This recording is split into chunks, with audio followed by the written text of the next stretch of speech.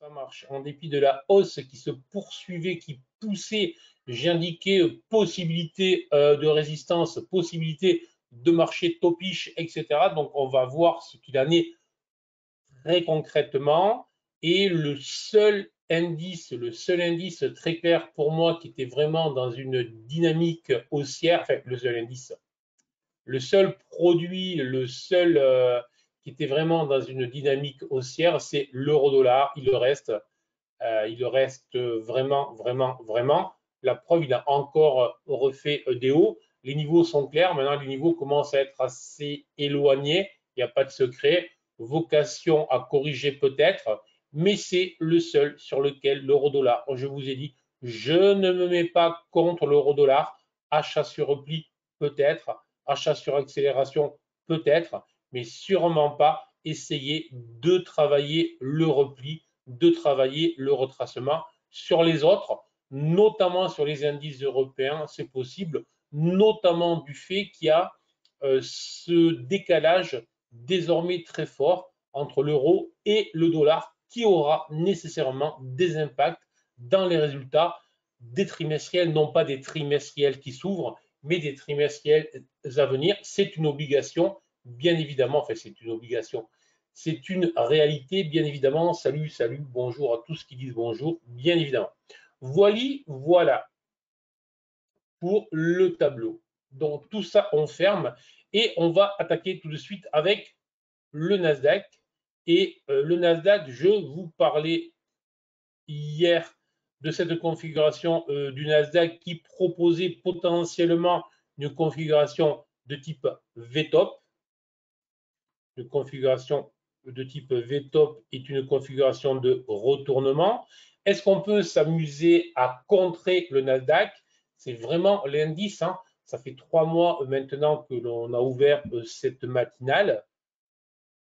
On est sur le 4e mois, donc ça fait plus de 3 mois qu'on a ouvert cette matinale. S'il y a bien un indice sur lequel je vous signale systématiquement que je ne me mets jamais contre le Nasdaq, et il y a une seule fois où je vous ai proposé des signaux baissiers sur le Nasdaq qui ont d'ailleurs très bien fonctionné, mais sinon on ne se met jamais contre, ben, très clairement, et notamment lorsque tout est vert, c'est pas parce qu'on a une configuration potentielle de VTOP, ben, on est venu refaire un sommet, ça continue à pousser, et en plus sur le Nasdaq, il y a des nouvelles problématiques, je vous en ai parlé, enfin nouvelles problématiques, il y a une problématique nouvelle qui est le changement de poids, on va dire, des valeurs au sein du Nasdaq avec il va y avoir un abaissement du poids des big caps, donc des 7 plus grosses,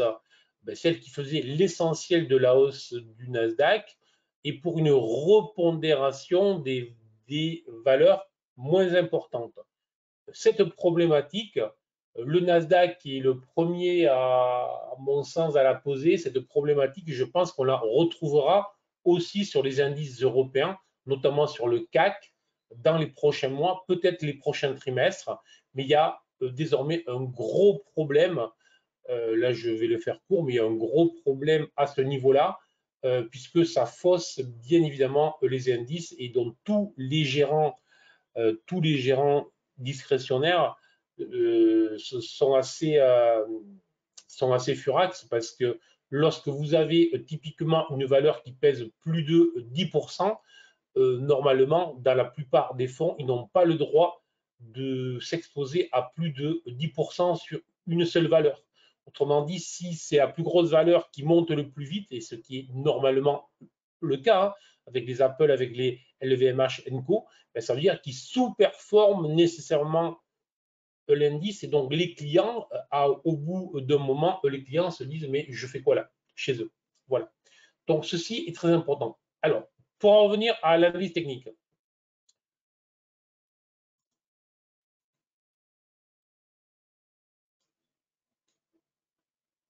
on va rester extrêmement simple. La tendance reste haussière.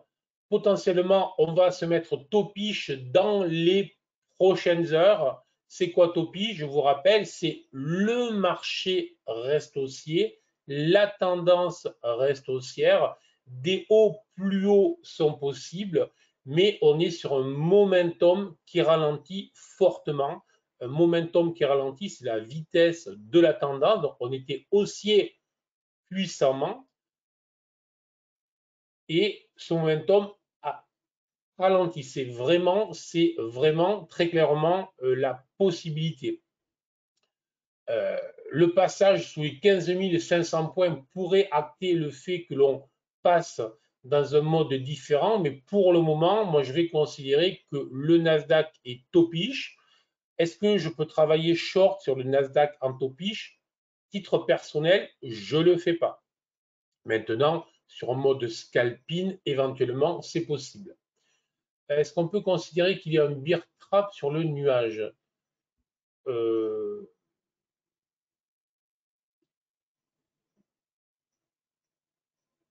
Je réfléchis, déjà, c'est quand même un nuage vraiment, voilà. J'ai du mal à caractériser cette configuration en tant que nuage. Je vous invite là aussi à vous inscrire le 25 pour le webinaire sur les chandeliers sur le site WH Self Invest, bien évidemment. Moi, je vois plutôt le climax derrière. Maintenant, on l'a fait à plat, donc il faut attendre des éléments supplémentaires. De toute manière, un nuage n'est jamais un élément suffisant pour ouvrir une position, donc il n'y a pas un intérêt. Ok, ça marche. Voilà. Donc, le Nasdaq, les choses sont claires. On commence à latéraliser, on peut faire des hauts plus hauts. Ça doit se calmer. Est-ce que c'est l'indice à travailler ces jours-ci? Honnêtement, il n'y a pas grand-chose à tirer dans cette configuration-là. Encore une fois, parce qu'on fait les analyses, on n'est pas obligé de se trouver des choses à faire. Notre objectif, lorsqu'on fait une analyse, c'est plutôt de trouver ce qu'on ne doit pas faire et plutôt d'éliminer, de filtrer, de supprimer. D'accord? Typiquement, le Nasdaq n'est pas l'indice qui ce matin m'inspire le plus. Donc, lorsque ça ne m'inspire pas, je zappe. Le dos. Sur le dos, je vous parlais d'une zone de trading range entre les 33 000 34 300, je vais y arriver, et les 34 750. Si je vous remets le tableau, c'était les niveaux que je vous donnais hier.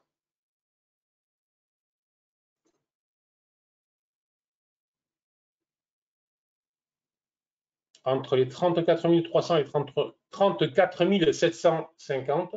D'accord?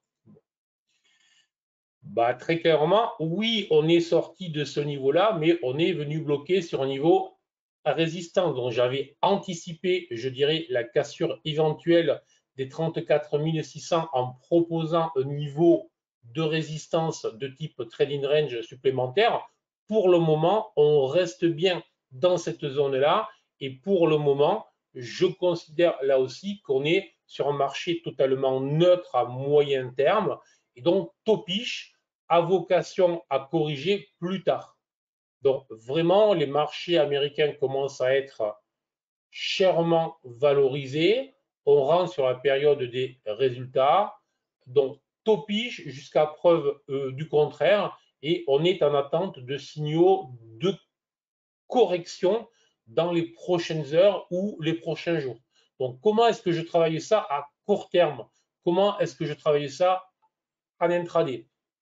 Alors, celui-là est un poil plus intéressant puisque le Dow Jones, je m'autorise à le contrer plus facilement que le Nasdaq. Et typiquement, puisque depuis hier, avant que l'on casse les 34 600, je vous proposais une borne haute autour des 34 750, ben, tout simplement, si on s'approchait, si on retestait les hauts d'hier ici et que l'on allait faire des hauts légèrement plus hauts, je surveillerai pour éventuellement partir en contre sur le Nasdaq, autrement dit, shorter une zone haute de prix. Attention à réserver aux traders les plus expérimentés. Hier, le plan que je vous proposais en entier sur le dos était le suivant. Je vous avais dit entre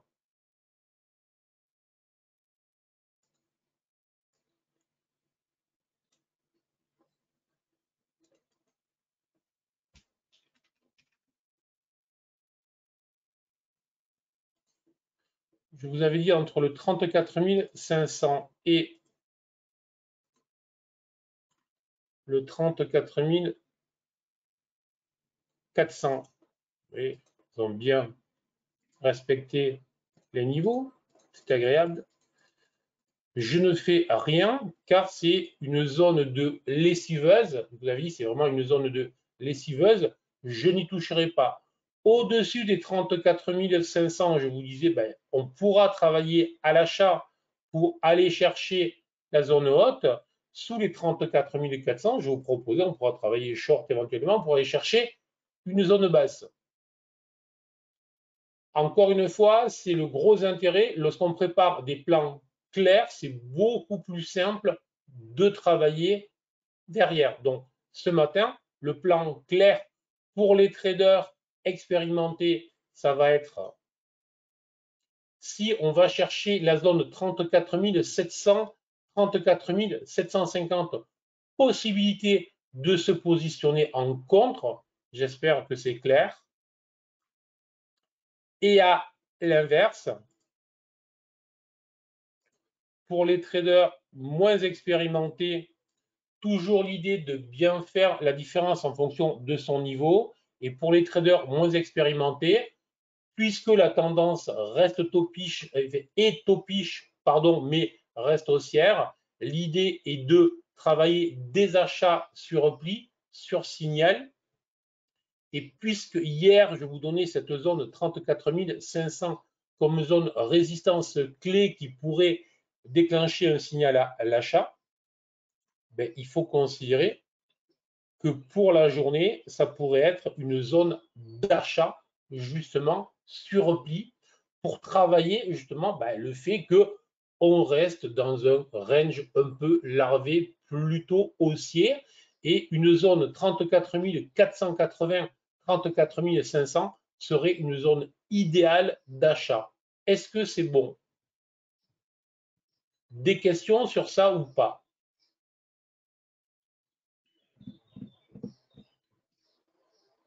Do you have any question? Ok, ok, ok.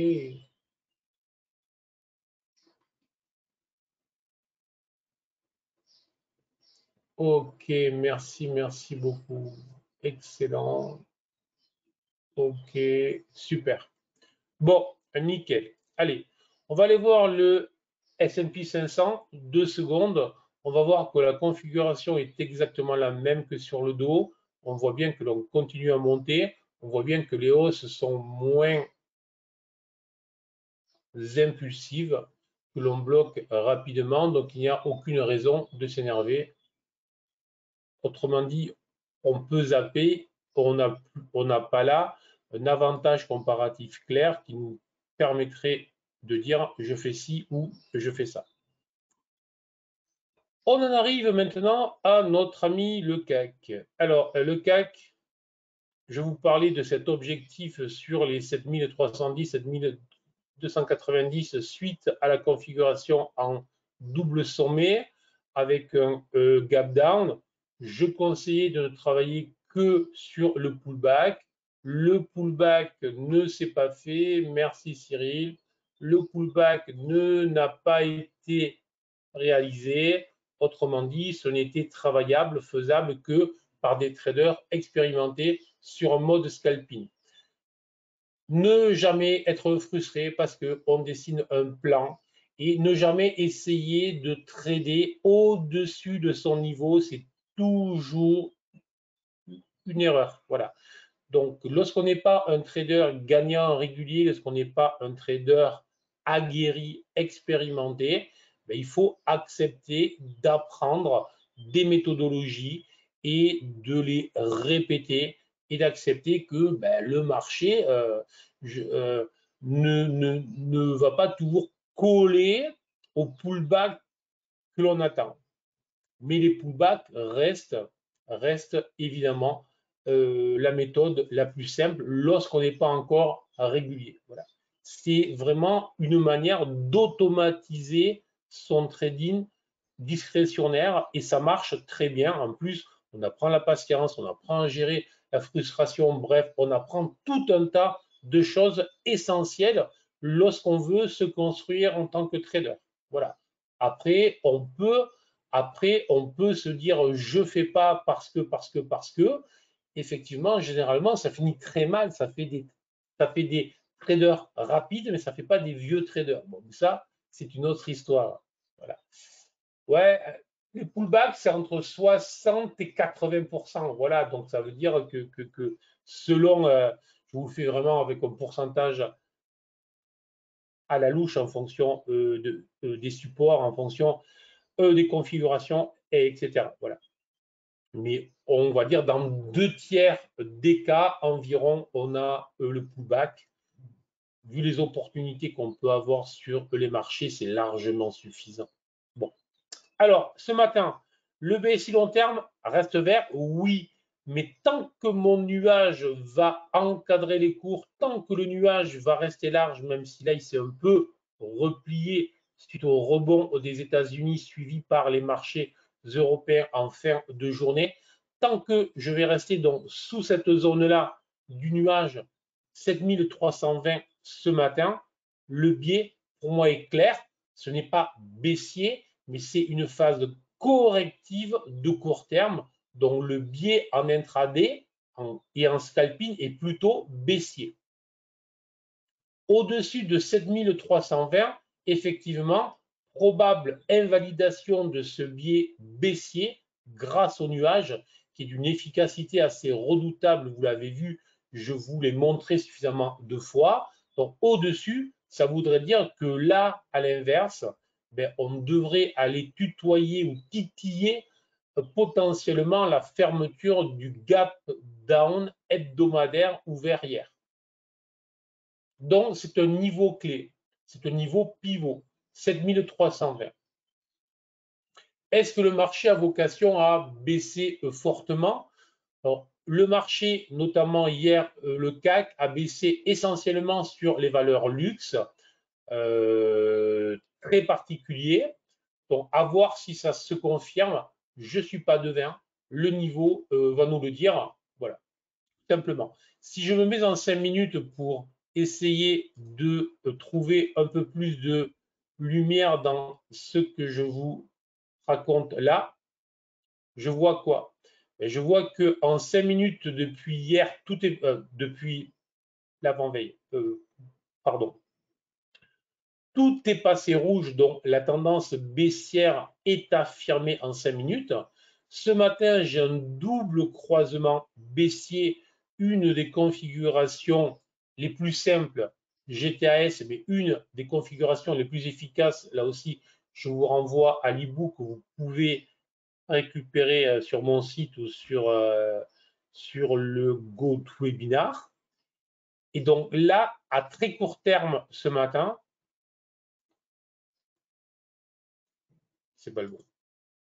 À très court terme ce matin,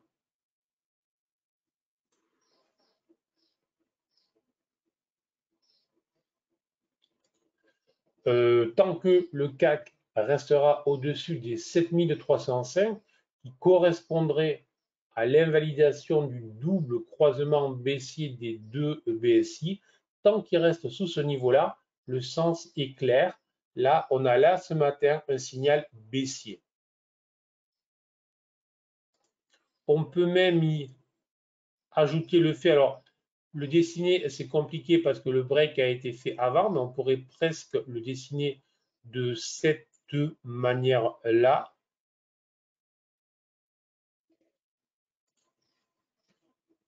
En considérant ici que Là, j'avais bien mon appui, mon break. Et là, j'ai bien le pullback. Vous voyez toujours les fameux pullbacks. Donc, un support oblique, support TLS, devient TLR en pullback. C'est exactement ce qui s'est produit là. Et le déclenchement baissier qui se produit là. Voilà. Donc, c'est à surveiller. On est en Globex, effectivement, Philippe. Donc, ça diminue la validité du signal en ce qui me concerne. Donc, moi, je vais ajouter un élément supplémentaire, le 7305 résistance. 7320, ça sera mon point pivot où je dirais, OK, potentiellement, ils sont en train de retourner. OK, 7305, si on repasse au-dessus à court terme, notamment ce matin, là, mais très rapidement ce matin, avant 9h30, 9h45, on va dire, à ce moment-là aussi, j'invalide les signaux. Et idéalement, évidemment, vous avez compris, puisque je vous parlais du nuage en N30, idéalement, ça serait que les prix restent bloqués sous le nuage en M5, autrement dit, si vous ne travaillez pas avec GTS, sous les 7295,96, sous ce niveau-là. Et l'idéal de l'idéal, vous voyez, là, je pousse loin le truc, ce serait avoir une configuration baissière dans les prochaines minutes sur ce niveau-là. Là, ça serait extra. Donc, à surveiller cette zone. Voilà, tout simplement. Est-ce que ça le fera? Est-ce que ça le fera pas? Voilà. Alors, ceci n'est pas un marteau, même si ça marche, aucune signification. J'essaierai de vous expliquer ça.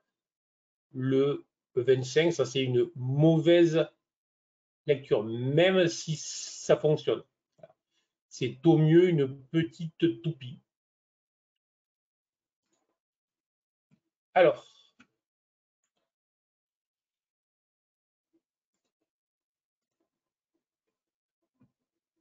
le DAX. Alors, le DAX est dans une configuration qui est quand même bien différente. En quoi est-ce qu'on le voit? C'est que tout simplement, lui était beaucoup plus haussier. Et si je me mets sur cette UT-là, je vais constater qu'il est repassé au-dessus du nuage. Je vais constater que tout est repassé vert. Et je vais constater là aussi tout simplement que, puisque je vous ai fait une TLS, bah là on peut faire une TLR et on voit qu'il joue avec. Alors on voit qu'il joue avec. Il n'y a pas de cassure pertinente à ce stade établie puisque ça a été breaké, cassé. On peut considérer que euh, je le laisse parce que c'est assez pertinent. Là on a la TLS du canal que l'on suivait depuis plusieurs jours. Celle-ci a été cassée vers le bas. On est venu s'appuyer sur la TLR en rouge, on l'a breaké et le break de la TLR rouge s'est arrêté sur le pullback éventuel de cette ligne-là, de cette oblique-là. Alors là, on est dans des multiples obliques, d'accord, mais force est de constater qu'elles sont pertinentes. Puisqu'elles sont pertinentes, je les laisse pour le moment, d'accord?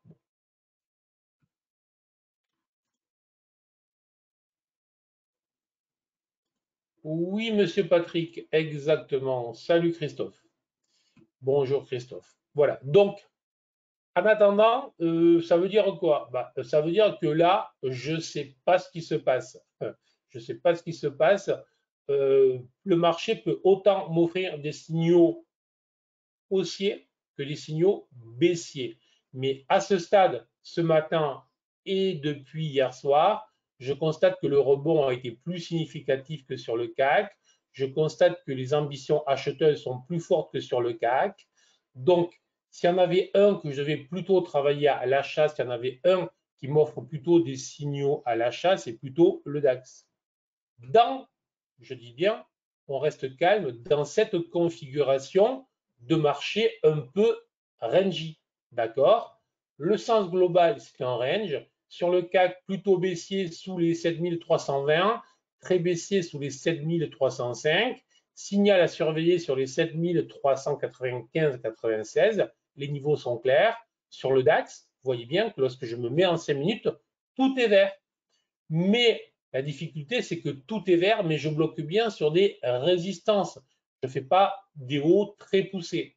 Donc, voilà. Donc surveillance, et le premier signal, là, ce serait un retour du DAX au-dessus des 16 090 points. Regagner le nuage, avoir les deux BSI verts en 5 minutes. Donc, surveiller cette zone-là sur le DAX. Voilà, mais plutôt, j'insiste bien, biais baissier DAX, haussier sur le CAC. Allez, on se remet sur le 30 minutes. Ça, c'est vraiment lorsqu'on a ainsi des signaux aussi différenciés entre deux indices jumeaux comme le DAX et le CAC, c'est un signal supplémentaire qu'on est sur un marché de trading range global. D'accord? Voilà.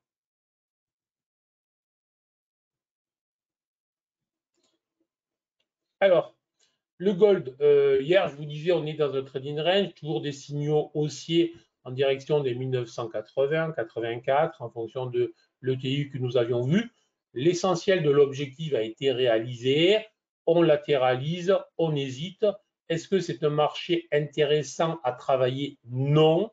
Est-ce qu'il l'était il y a une semaine lorsque je vous parlais de l'ETI qui nous offrait des objectifs haussiers très clairs, des pullbacks, des breaks, des cassures, bref, tout ce qu'il fallait? Oui. Là aussi, il faut savoir dire, il y a une semaine, l'or était très intéressant. Là, depuis 2 jours, séance sans aucun intérêt ou presque. J'en prends acte, pointe à la ligne. Ça ne sert à rien de le faire long. Le seul truc, évidemment, je vous le dis, mais là, on est sur des UT un petit peu swing quand même. On peut le faire large comme ça.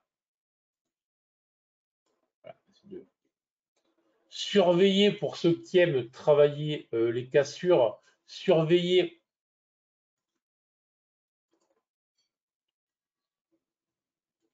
une cassure éventuelle des bornes du trading range. Attention, trading sur cassure, il faut avoir des stratégies bien établies, bien précises. C'est pas, ah, tiens, je fais un tick plus haut que la résistance, j'y vais. Hein. Il faut avoir des critères très précis.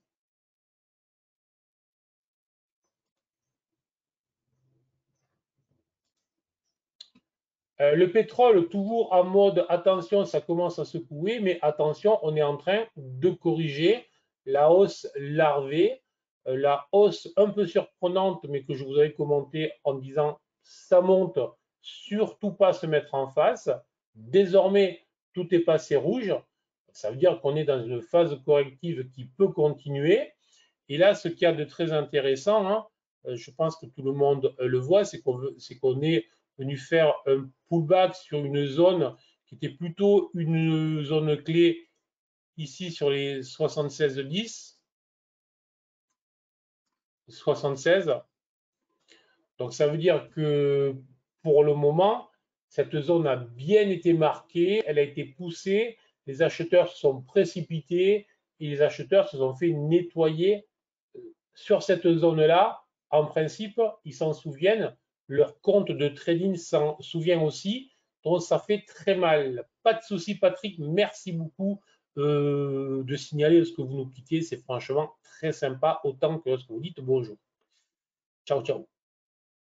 Alors,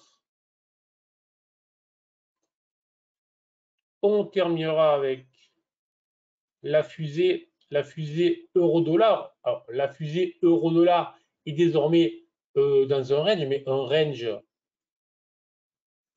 qui est quand même, qui reste aussi, alors potentiellement topiche désormais, mais on vient de 1,08, on est proche des 1,13 en exagérant légèrement, très peu.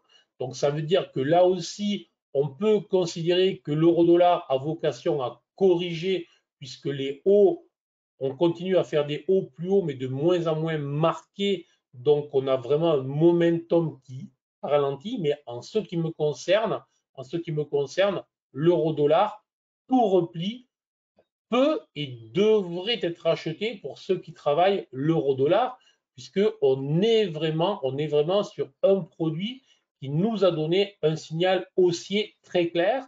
Et les niveaux, l'invalidation, je vous donne en intraday 1,10,8, donc quand même très très loin.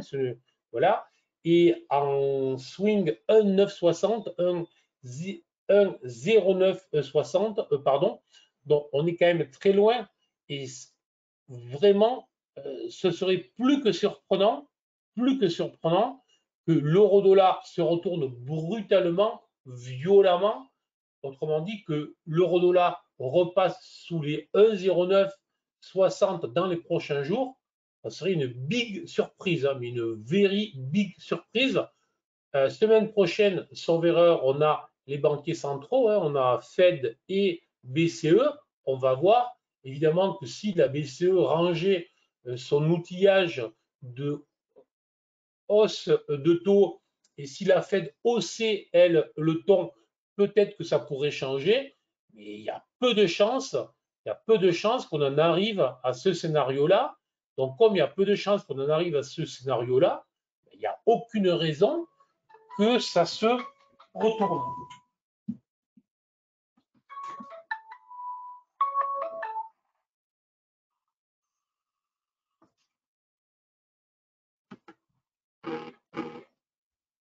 Ok, c'est bon.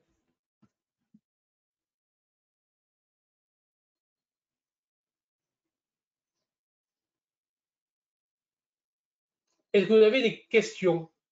Ça pourrait peser sur TTE pour fin d'année si baisse crude continue et hausse russe. Ouais, c'est possible. C'est une autre problématique.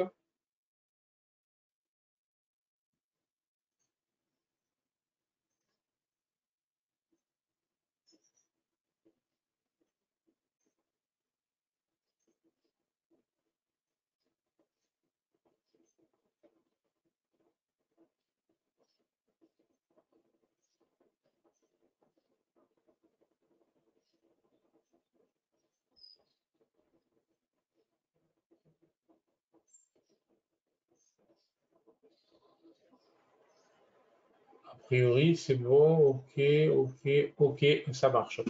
J'aimerais vous poser une question. Est-ce qu'il y en a beaucoup qui tradent l'euro-dollar ou qui tradent les devises et le forex en général? Vous savez comment je suis curieux et comment j'ai besoin de bien vous cadrer pour mieux vous aider.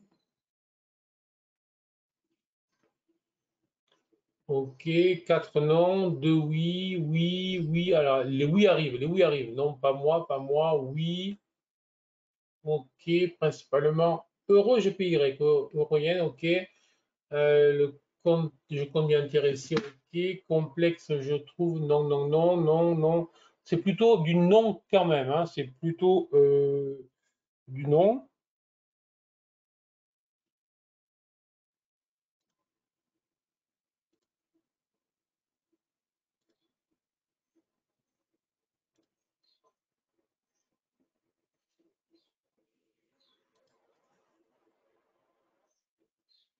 Avec les données matinales, ça viendra, mais pour le moment, ok, voilà.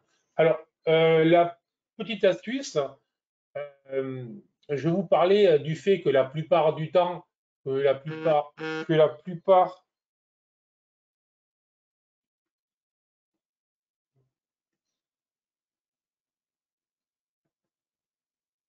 je vous parlais que la plupart du temps, on doit filtrer pour choisir pour choisir ce qu'on doit faire ou ne pas faire. L'euro-dollar, les devises en général, il faut encore plus filtrer en ce qui me concerne. C'est-à-dire que la plupart du temps,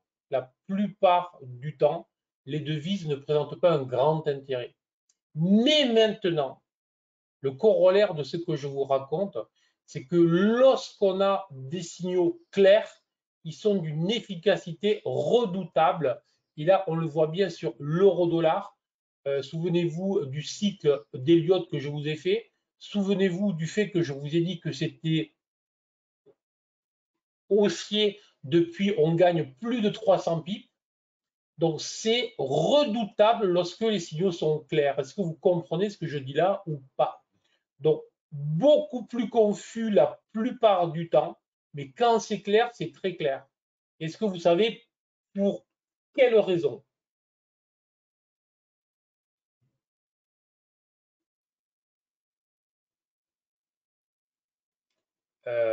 Alors, François, les devises, c'est le marché où il y a le plus d'intervenants, hein. Donc, ce n'est pas du tout le marché où il y a le moins. C'est le plus gros marché. Oui, Philippe, plus gros intervenant. Non, mais tu vas nous le dire. Ça, c'est pas sympa, François. Effet moutonnier, tu peux répéter la question. Ok.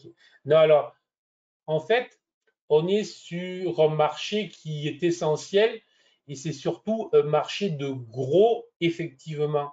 Donc, la plupart du temps, c'est un jeu de lessiveuse et la plupart du temps, il ne se passe rien. Mais lorsqu'il se passe des choses, ça veut dire qu'il y a des gros intervenants qui prennent la main sur le marché pour l'amener là où ils le veulent. Typiquement, là, ça fait une semaine que l'on travaille sur le fait qu'il y a un gros décalage entre la Réserve fédérale et la BCE. Du coup, ça conduit au fait que tout le monde se précipite sur l'euro et tout le monde lâche le dollar, les gros intervenants. Et donc, là, on est sur des directions très claires, très propres, très, très propres. Voilà. Mais, je vous dis, c'est. Alors, je vais vous donner des pourcentages qui sont. Mais voilà, c'est peut-être de 15 à 20% maximum de lumière sur ces marchés, là où sur les indices, on est entre 30 et 50%. Voilà. Mais par contre, lorsque c'est clair, c'est brutal. Voilà.